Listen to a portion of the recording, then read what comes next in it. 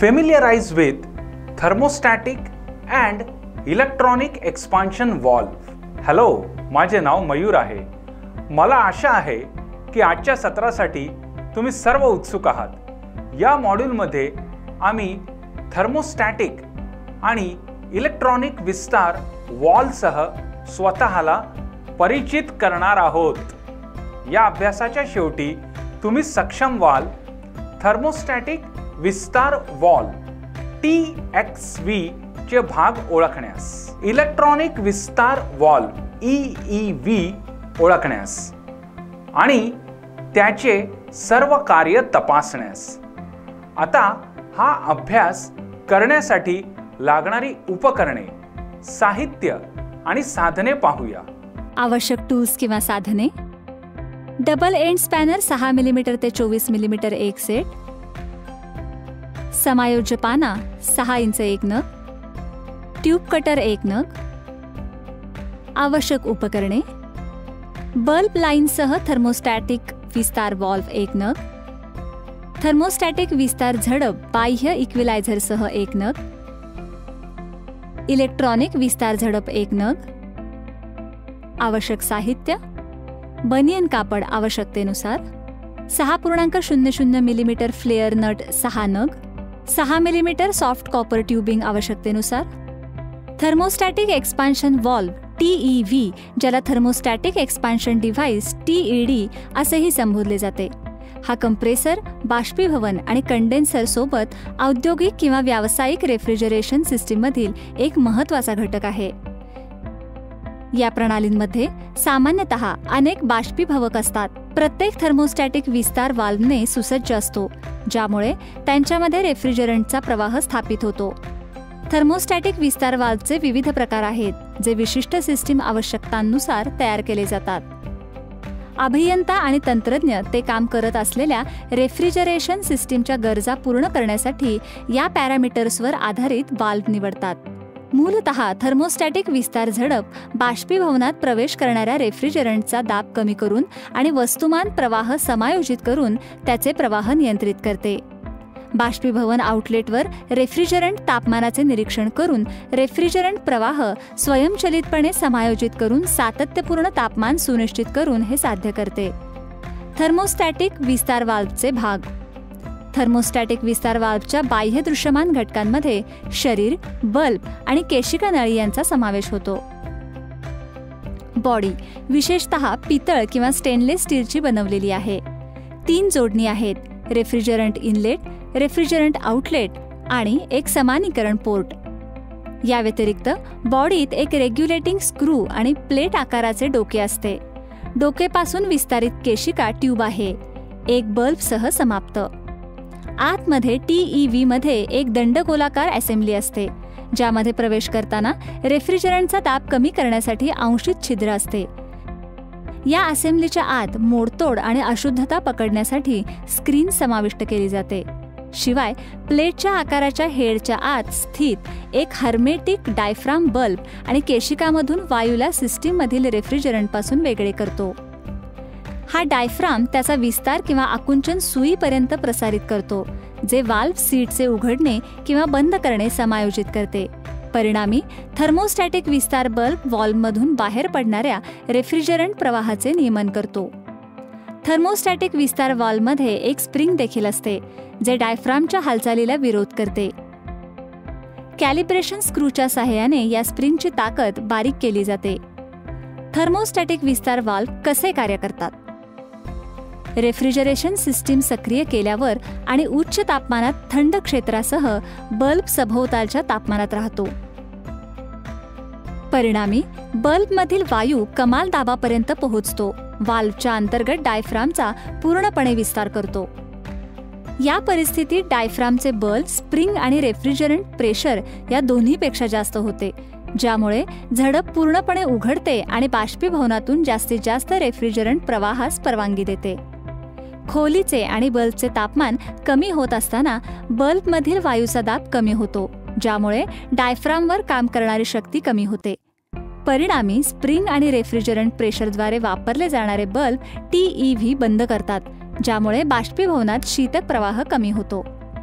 अखेरीस खोलीचे तापमान स्थिर झाल्यावर डायफ्राम, स्प्रिंग आणि रेफ्रिजरंटच्या बलाद्वारे समतोल साधला जातो.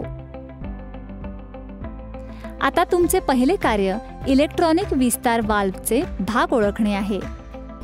इलेक्ट्रॉनिक विस्तार वाल्व्हच्या लेबल केलेल्या भागांची नावे ओळखा. TEVचे विविध भाग आहेत: मुख्य भाग, refrigerant inlet, refrigerant outlet, removable cap, power head, capillary tube, sensing bulb. Record शीटच्या तक्ता 1 मध्ये रेकॉर्ड करा. TXVचे काम. TXVच्या ऑपरेशनवर 3 भिन्न बल्ब प्रभाव टाकतात: बल्बचा दाब, स्प्रिंग दाब आणि बाष्पीभवक दाब. बल्बचा दाब बाष्पीभवन आउटलेटवर असलेल्या बल्बमधून उद्भवतो. ते सक्शन तापमान ओळखते आणि कोणत्याही उंचीच्या प्रतिसादात डायफ्रामला खाली उतरण्यास प्रवृत्त करते. स्प्रिंग प्रेशर स्थिर राहतो आणि डायफ्रामच्या विरुद्ध वरच्या दिशेने ढकलून बल्बच्या दाबाला विरोध करतो. हा दाब उपकरण उत्पादक किंवा इन्स्टॉलद्वारे वाल्व्ह सेटअप दरम्यान कॅलिब्रेट केला जातो. बाष्पीभवनाचा दाब जेव्हा सक्शन प्रेशर वाढवतो तेव्हा डायफ्राम वाढवतो. बाष्पीभवनाच्या सिस्टीमवरील वर्कलोडमुळे उद्भवते, जे खोलीच्या तापमानातील बदलांसारख्या वेगवेगळ्या ऑपरेटिंग परिस्थितीमध्ये चढ उतार होते. वाल्व्ह उघडणे किंवा बंद होणे या 3 दाबांमधील समतोलाद्वारे निर्धारित केले जाते. इलेक्ट्रॉनिक एक्सपान्शन व्हॉल्व्ह EEV व्यावसायिक थंड खोल्या आणि वॉक इन फ्रीझर सारख्या रेफ्रिजरेशन सेटअपच्या श्रेणीमध्ये महत्त्वपूर्ण भूमिका बजावतात. त्यांचे प्राथमिक कार्य बाष्पीभवनामध्ये रेफ्रिजरंट प्रवाहाचे तंतोतंत नियमन करणे आहे. पारंपरिक थर्मोस्टॅटिक एक्सपान्शन व्हॉल्व्ह TEVच्या विपरीत, जे स्प्रिंग्स आणि पुश रॉड्स सारख्या यांत्रिक घटकांवर अवलंबून असतात, EEVs वर्धित अचूकता आणि कार्यक्षमतेसाठी अधिक प्रगत डिझाईन वापरतात. इलेक्ट्रॉनिक कंट्रोलरच्या सिग्नलला प्रतिसाद देऊन EEVs बाष्पीभवनामध्ये रेफ्रिजरंट प्रवाह समायोजित करतात, ज्यामुळे रेफ्रिजरेशन सिस्टीम उच्च अचूकता आणि कार्यक्षमतेसह कार्य करण्यास सक्षम होते. EEV घटक. बाष्पीभवनात वाहून जाणाऱ्या रेफ्रिजरंटचे अचूक प्रमाण इलेक्ट्रॉनिक विस्तार वाल्व्ह कसे नियंत्रित करते हे तुम्हाला माहिती आहे का? हे मागणीवर आधारित आहे, ज्यामुळे एक लहान मोटर, ज्याला स्टेप किंवा स्टेपर मोटर म्हणून ओळखले जाते, व्हॉल्व्ह पोर्ट उघडण्यासाठी आणि बंद करण्यासाठी वापरला जातो, ज्यामुळे द्रव रेफ्रिजरंटला कंप्रेसरमध्ये प्रवेश करण्यापासून प्रतिबंधित करते. इलेक्ट्रिक कंट्रोलरद्वारे शासित या मोटर्स प्राप्त झालेल्या प्रत्येक सिग्नलसह क्रांतीचा 1 अंश फिरवतात.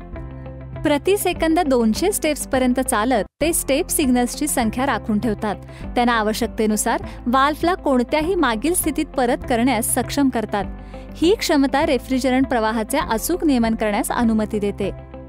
EEVला पाठवलेले इलेक्ट्रॉनिक सिग्नल सामान्यतः रेफ्रिजरेटर्समधील डिस्चार्ज एअर फ्लोशी जोडलेल्या थर्मिस्टरकडून येतात. थर्मिस्टर, जो एक प्रतिरोधक आहे जो तापमान बदलांसह त्याचा प्रतिकार बदलतो, वापरला जातो.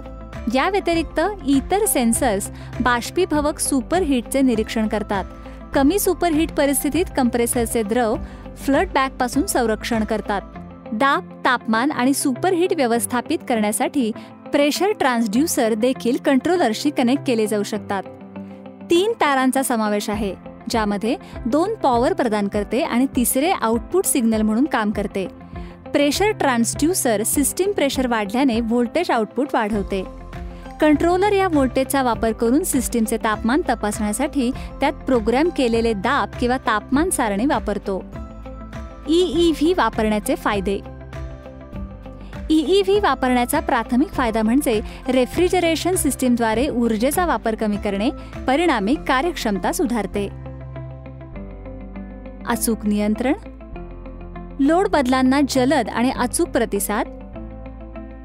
आवश्यक रेफ्रिजरंटची नेमकी मात्रा वितरित करते. 15% पर्यंत ऊर्जा बचत साध्य करते. TEVच्या तुलनेत विस्तृत भाग लोड फरक ऑफर करते. अंश लोड असतानाही कमाल क्षमता नियंत्रण राखते. रेफ्रिजरेटर केस डिस्चार्ज हवेच्या तापमानाच्या सेट पॉइंटवर नियंत्रण राखून कंप्रेसर फ्लड बॅक संरक्षण प्रदान करण्याच्या क्षमतेला विविध ॲप्लिकेशन्समधील EEVच्या अष्टपैलुत्वाचे श्रेय दिले जाते. काही EEV नियंत्रक विशिष्ट नियंत्रण अनुप्रयोगांसाठी देखील सानुकूलित केले जाऊ शकतात. तुमचे पुढील कार्य म्हणजे इलेक्ट्रॉनिक विस्तार वाल्व्हचे भाग ओळखणे. इलेक्ट्रॉनिकच्या लेबल केलेल्या भागांची नावे ओळखा. विस्तार झडप. EEVचे विविध भाग आहेत: स्टेटर गृहनिर्माण, stepper motor, valve body, coils, कायम चुंबक, शाफ्ट, थ्रेडेड विभाग, वाल्व्ह सुई. रेकॉर्ड शीटच्या तक्ता 2 मध्ये रेकॉर्ड करा. आम्ही अभ्यासाच्या शेवटी आलो आहोत. या मॉड्यूलमध्ये आपण काय शिकलो याची थोडक्यात माहिती घेऊया. आम्ही थर्मोस्टॅटिक आणि इलेक्ट्रॉनिक विस्तार व्हॉल्व्हमध्ये फरक करण्यास शिकलो आहोत. अशा प्रकारे आम्ही थर्मोस्टॅटिक विस्तार व्हॉल्व्ह TXV आणि इलेक्ट्रॉनिक विस्तार व्हॉल्व्ह EEV चे भाग ओळखण्यास देखील शिकलो आहोत. आशा आहे की तुम्हाला हे स्पष्ट समजले असेल. हा अभ्यास तुमच्या प्रशिक्षकाच्या मदतीने करा. धन्यवाद.